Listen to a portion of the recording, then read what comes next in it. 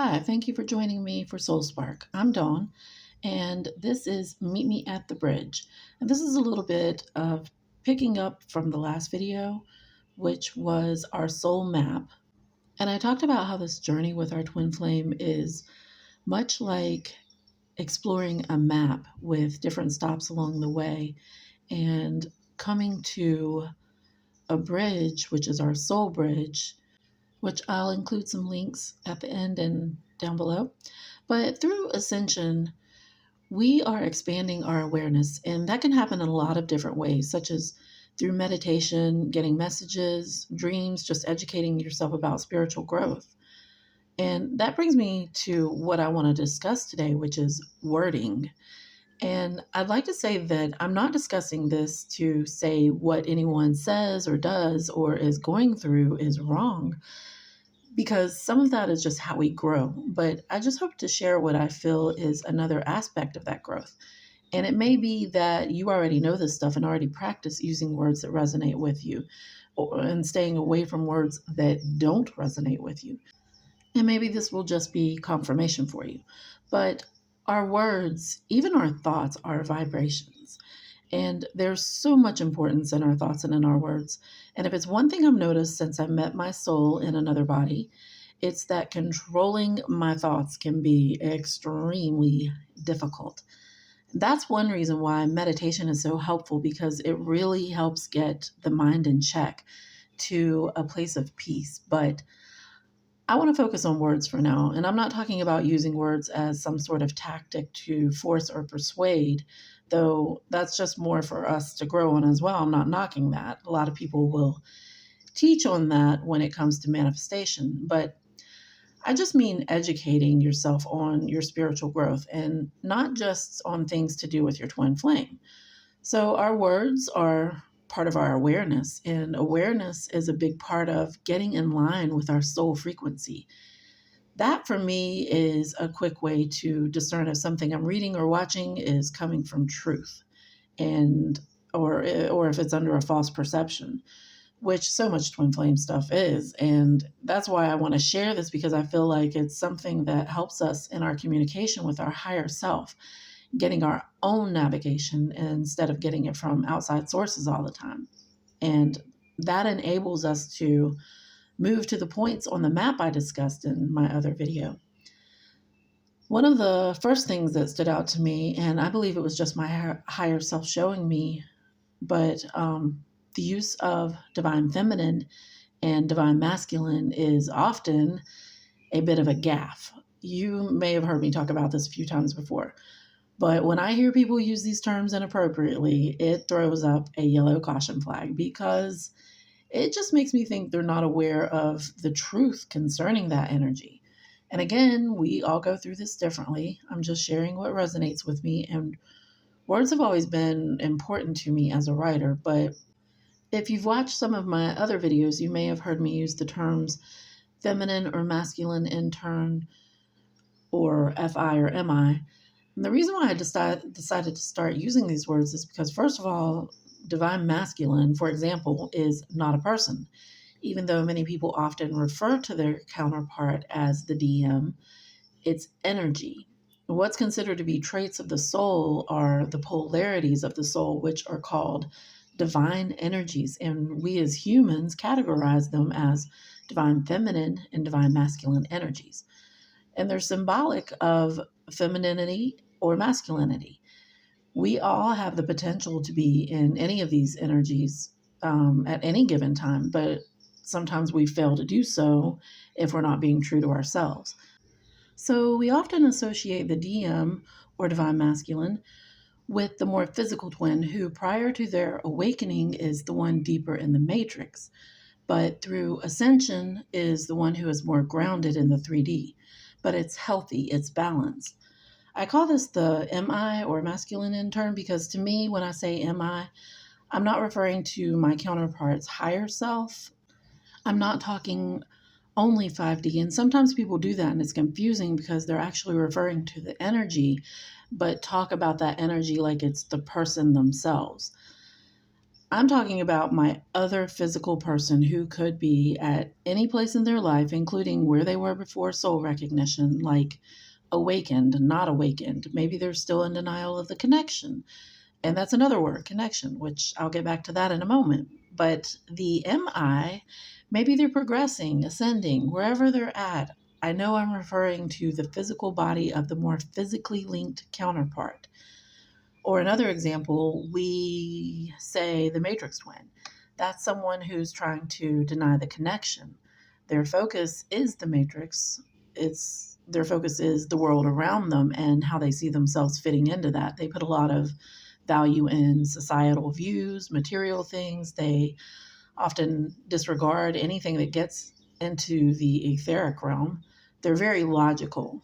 But to me, that's one of the beautiful things about this journey, how it's bringing the spiritual and physical together, where we can look at a lot of spiritual things and now have an understanding of it with our minds, because we're bringing our mind into balance with our heart. That's physical and spiritual balancing. And I lay this out in part 11, Soul Essence. If you haven't watched that, I highly recommend it, because to me, it's the proof that union is meant to be a part of this particular type of spiritual journey.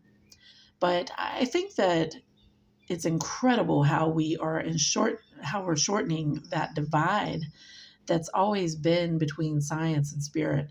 It's becoming less and less. And that's part of what many spiritually awakening are doing, bringing balance and harmony. So, on to other words that have been coming up that no longer resonate with me in certain contexts are words like connection.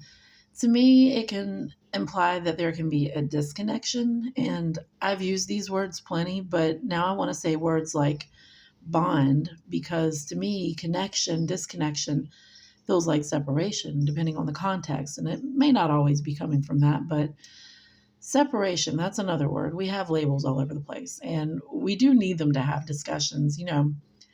There's the separation phase, for instance, and it's true to an extent because the other person is not physically present.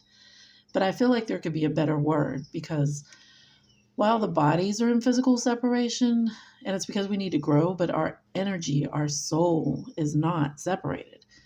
I mean, plain and simple, it's ascension. But we want a term as twin flames that is indicative of this type of spiritual journey and includes our person.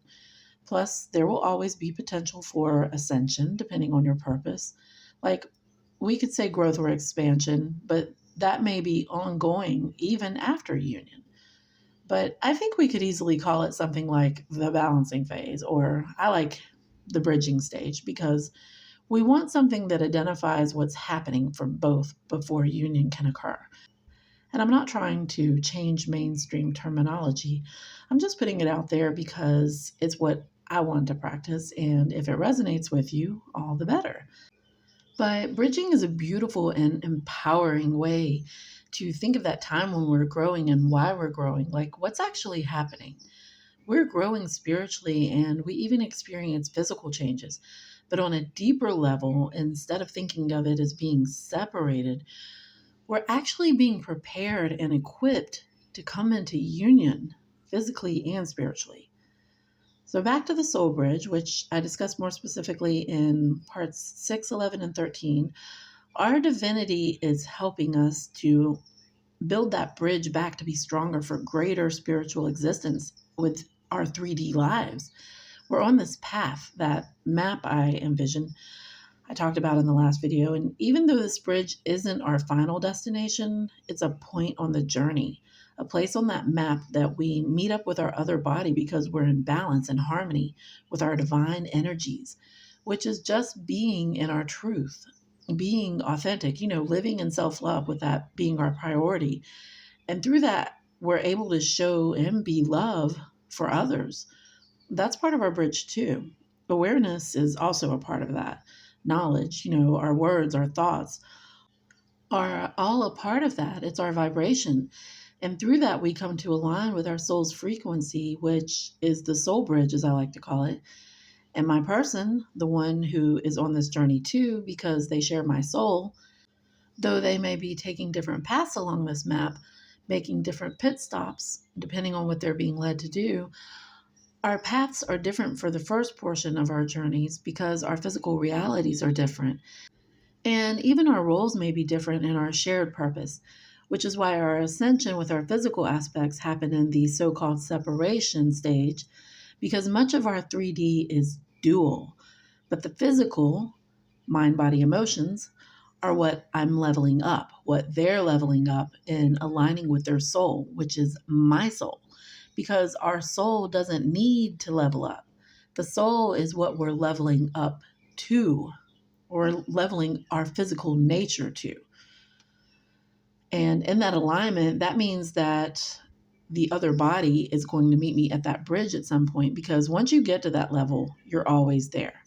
We share our soul. This is the dynamic, and why I often talk about how the body is included in this journey. It's not just a spiritual journey. It's not our soul that needs this, not our higher self. It's our mind, body, emotions, the physical that needs this journey. It's why it's happening here in the 3D. So I've just got to do what I'm doing and let them do what they're doing. And in divine timing, we're led to these different places. Then one day we meet at the bridge. There are lots of words we can stay away from or get into a better mental space with, at least, like cord cutting or running and chasing. I don't think cord cutting is something you can do with your soul. You are your soul, and that's one of the biggest reasons why this type of spiritual journey is different from others, because it involves an individualized shared soul in two bodies. And plus, if you were to supposedly be able to cut off your energetic loop, that is your soul, then what? You would have the consciousness of a log to believe that a person is likely trying to make money off of someone else, or they're thinking about this with a big time separation mentality. So, another point, and this one is a big one. Like, I'm fine with saying running and chasing, but I know that I'm referring to energy. When people say the runner or the chaser, those aren't people. They are those super intense push pull energies that hit us after soul recognition. And it's what I believe both experience before actually moving into ascension. And I think those energies can persist up until we begin yielding or surrendering to the journey. And I also want to add that those push pull energies are different from what is referred to as the separation stage, what I am now deeming the bridging stage, for myself at least. And feel free to join in, because that just did something for me. I could feel it. It's like, why would I ever think of them in that way, as being separated? And it's not in a neediness for them like I used to feel. It's just the love I feel. Like, I'm so grateful knowing they're a part of this. In saying the bridging stage instead of the separation stage, and thinking of strengthening that bridge that has always been there, but I'm making it stronger because that's where I'm meant to stand from my best perspective. We're in this together. They're just growing like I've been growing. And at some point, we'll come to that place where we can then continue growing together. And I realize that doesn't necessarily mean I'll be waking up to them each morning. That's something that would be worked through when we meet each other on that metaphorical bridge. But it's so much more than that anyway. So, yeah, okay. If you have some words you'd like to throw in that you feel are in that separation consciousness and could be replaced with something that promotes unity consciousness, please add that in the comments. And thanks for watching.